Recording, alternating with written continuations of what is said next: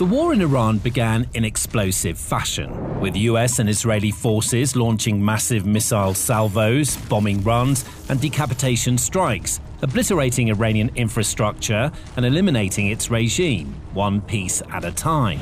The country's supreme leader was quickly killed, and its air defenses crippled. But America didn't stop there.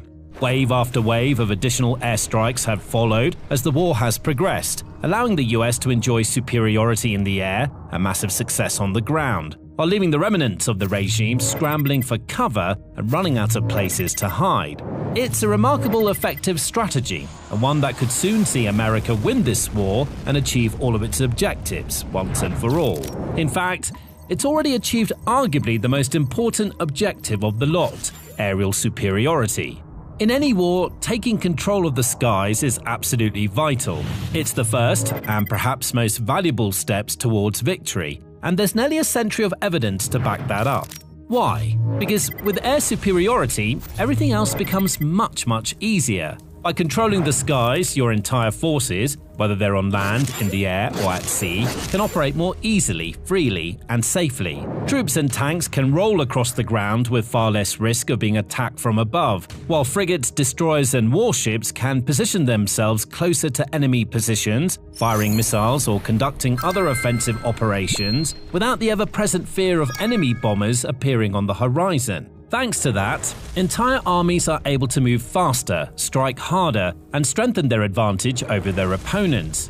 For the enemy, meanwhile, every aspect of their military operations becomes dramatically more challenging. Their forces have to constantly keep an eye on the skies, never knowing where the enemy's jets and bombers will appear next. Tanks and other high-value assets have to be hidden away or repositioned to more defensive locations, rather than being deployed on the front lines of the fight. And units have to divide, disperse, and operate with far greater levels of care and caution, moving more slowly or traveling at night under cover of darkness, just to improve their odds of staying alive to fight another day.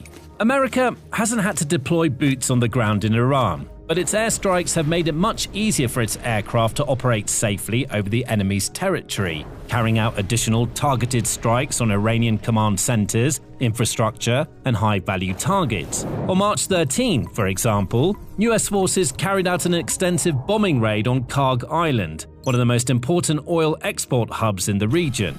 America's Air Force spared the island's oil infrastructure, but didn't show Iran's military sites the same sort of mercy, targeting more than 90 sites in total, destroying numerous naval mine storage facilities, missile storage bunkers, and multiple other military sites, with US President Donald Trump sharing details of the raid online. The United States Central Command executed one of the most powerful bombing raids in the history of the Middle East and totally obliterated every military target in Iran's crown jewel, Kharg Island. US and Israeli forces have also exploited their aerial advantage to destroy literally hundreds of Iran's missile launch platforms, wiping out more than 60% of the country's rocket launchers in the first 3 weeks of the war alone. To be more precise, according to data from the Institute for the Study of War, ISW, it's estimated that Iran lost 260 to 290 of its 410 to 440 launchers in those opening bombing raids and missile strikes. Thanks to that, its offensive capacities today are a fraction of what they once were, which is why the number of reports of Iranian missile strikes on surrounding Gulf states has massively decreased as the war has progressed. For example, on February 28, the first day of America's Operation Epic Fury, Iran had enough firepower to launch over 180 ballistic missiles at other countries around it. By March 8, it was only about to launch a mere 9 missiles in total. US forces have also reportedly taken out dozens more important Iranian assets, with Admiral Brad Cooper, head of US Central Command, revealing in a video statement, "Through a combination of air, land, and maritime capabilities, we've successfully destroyed over 100 Iranian naval vessels, and we aren't done." Bit by bit, the US has eviscerated Iran's ability to defend itself, massively undermining the regime's authority in the process. The longer this goes on, the worse the situation will become for those who remain. The US and Israel, meanwhile, are only set to get stronger and more dominant. That's the beauty of aerial superiority. It's the gift that keeps on giving. The longer you maintain it, the more value you get from it, not only in terms of safer and swifter aerial, naval and ground operations, but also in other areas like intelligence, surveillance and reconnaissance, for example. When you have control of the skies and you have access to some of the high-end drones, world-leading reconnaissance aircraft, and state-of-the-art surveillance systems that the US has, you can collect vast amounts of data about your enemy on a near-constant basis. Every day, every hour, every minute, America's drones and surveillance aircraft hover in Iranian airspace, scanning the surroundings and feeding information to surrounding bases and command centers. Reports show that the US has deployed several E-2D Hawkeye airborne early warning AEW aircraft to the Middle East, for example. At least 5 of these aircraft have been spotted in the region, each one equipped with some of the most powerful radar systems in the world, allowing them to detect enemy drones, cruise missiles, and aircraft from hundreds of miles away. This too makes it incredibly difficult for Iran, especially with its drastically diminished stocks of launchers and munitions, to launch any kind of counterattack against its opponents. Thanks to that, America and its allies' bases and assets around the region are now much safer than they were during the opening stages of the war. They also have the constant stream of data and intelligence they need to plan their next steps more efficiently. Iran, meanwhile, has far fewer options at its disposal. Its regime suffered a near-fatal blow on day one of the operation, when the supreme leader, Ali Khamenei, was killed, plunging the regime into crisis. While US and Israeli forces were laser-focused on taking out additional targets and extending their advantage, Iran's leaders were spiraling, grieving the loss of their Ayatollah and wondering who would replace him. Eventually, they settled on his son, Mujtaba Khamenei, who himself was lucky to be alive after narrowly surviving an airstrike that killed his wife, son, and several other Iranian officials. However, rather than rising up and boldly following in his father's footsteps to resurrect the regime, the new supreme leader has barely even been seen since his appointment. Rumors have since spread that he may have been quite seriously injured in that initial airstrike, with US Defense Secretary Pete Hegseth labeling Khamenei a not-so-supreme leader in a statement to the media. We know the new so-called not-so-supreme leader is wounded and likely disfigured. He put out a statement yesterday, a weak one actually, but there was no voice and there was no video. It was a written statement. Iran has plenty of cameras and plenty of voice recorders. Why a written statement? I think you know why. His father dead. He's scared, he's injured, he's on the run, and he lacks legitimacy.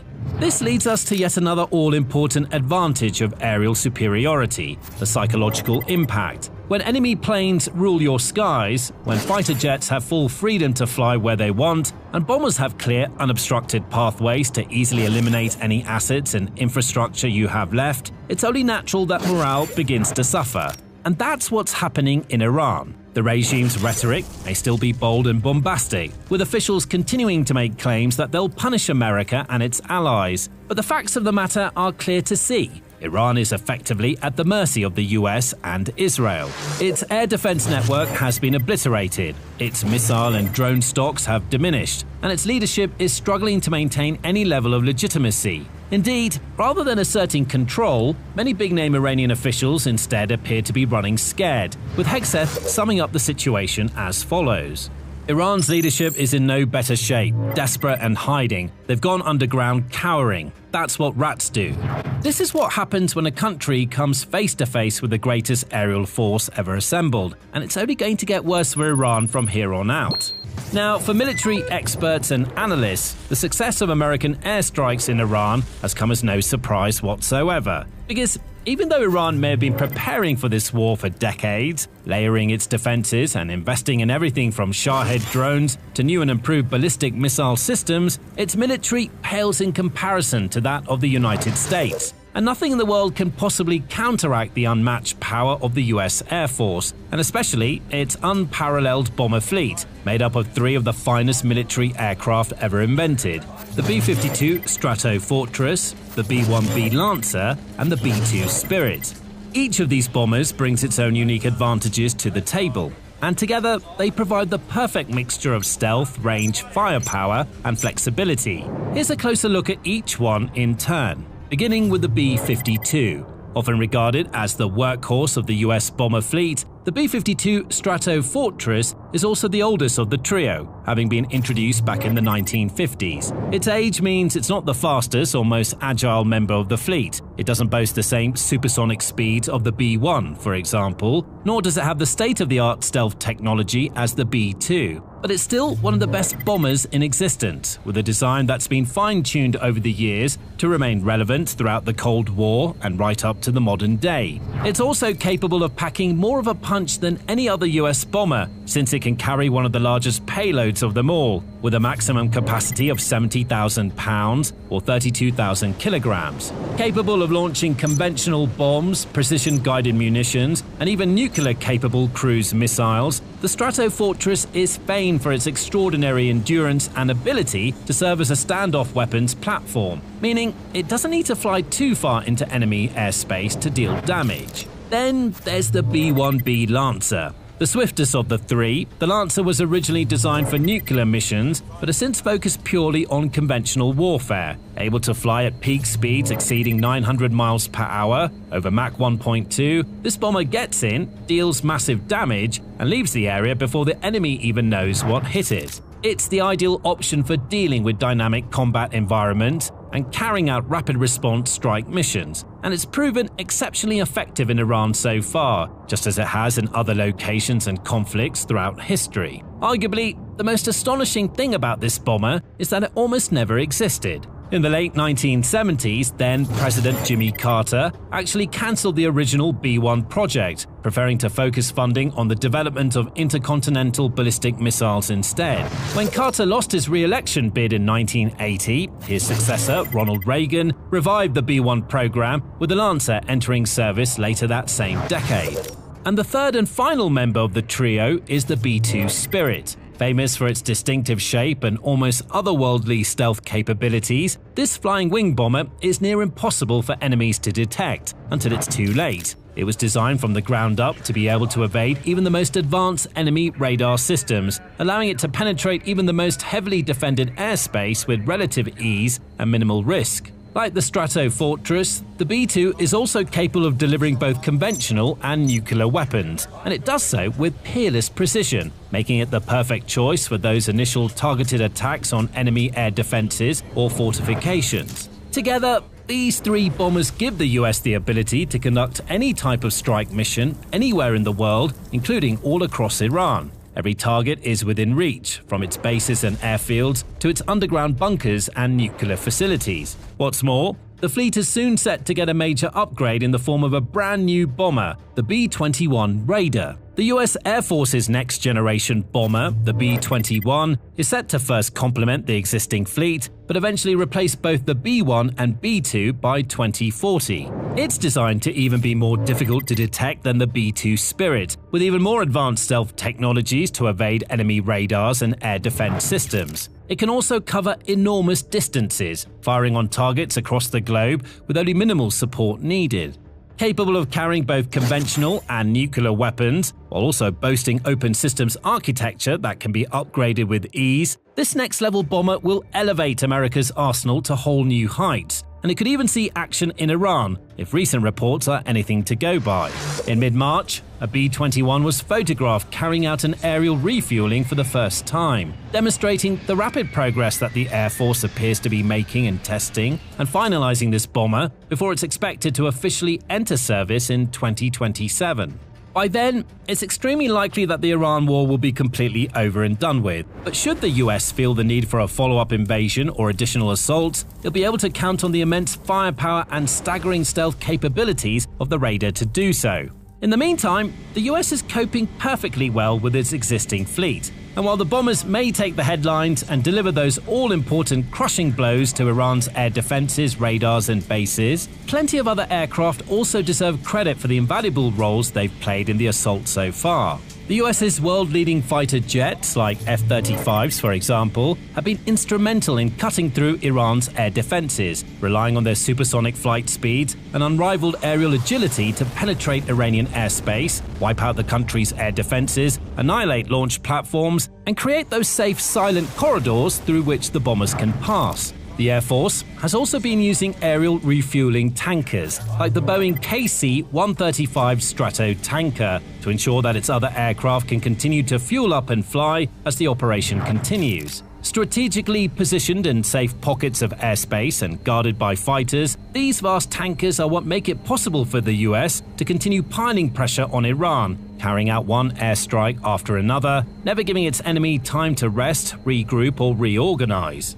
Unfortunately, war is unpredictable, and even the best prepared plans sometimes go awry. The US did lose one of its KC-135s on March 12 in what's believed to have been an accidental incident. According to reports, two tankers collided in friendly airspace over western Iraq, with one managing to make an emergency landing and the other crashing, killing all 6 crew members on board. This was a tragic incident, but on the whole, America's superior military efficiency has been clear to see throughout the war so far. Its losses have been kept to an absolute minimum, while Iran has been quite simply torn apart. As Hegseth notes, this was never going to be a fair fight. Iran had zero hope of competing with the combined might of the US and Israeli aerial forces, which have so far struck more than 15,000 targets. Having achieved aerial superiority so swiftly, America's bombers and fighters can, in Hegseth's words, pick targets as they choose. Iran, meanwhile, is slipping further and further into an increasingly catastrophic collapse. Iran has no air defenses, Iran has no air force, Iran has no navy. Their missile launchers and drones being destroyed or shot out of the sky. Their missile volume is down 90%. Their one-way attack drones yesterday down 95%. We're on plan to defeat, destroy, disable all of their meaningful military capabilities at a pace the world has never seen before. Now, facing an increasingly grim future, unassailable odds, and enemies that it simply doesn't have the strength to overcome, Iran's regime is on a one-way road to absolute destruction. Trapped in an increasingly deep, dark hole with no way out, its leadership is fractured beyond repair. Those that remain of the ruling class appear increasingly weak, isolated, and frightened, resorting to the last desperate measures they have left, like laying mines in the Strait of Hormuz and vowing to blow up any American or Allied vessels that attempt to pass through. Even that strategy, however, is doomed to fail, as the Iranian Navy has been decimated. Slowly but surely, the Strait should become a safe place once more, leaving Iran's ruined regime with no more aces up its sleeve and no more secret strategies to fall back on. This may, in turn, pave the way for a transitional period of new leadership and perhaps a brighter and better future for the people of Iran and beyond. Now, you can learn more about how America's bomber fleet has blown Iran to bits in this video, which focuses on the extraordinary impact of the B-52 in the conflict so far, or for a closer look at how the US Air Force is exploiting the stealthy capabilities of the B-2 Spirit to carry out sneaky strikes on Iranian infrastructure, watch this video instead. And finally, don't forget to subscribe to the channel to be among the first to find out about big breaking news from the Iran war and other important conflicts around the world.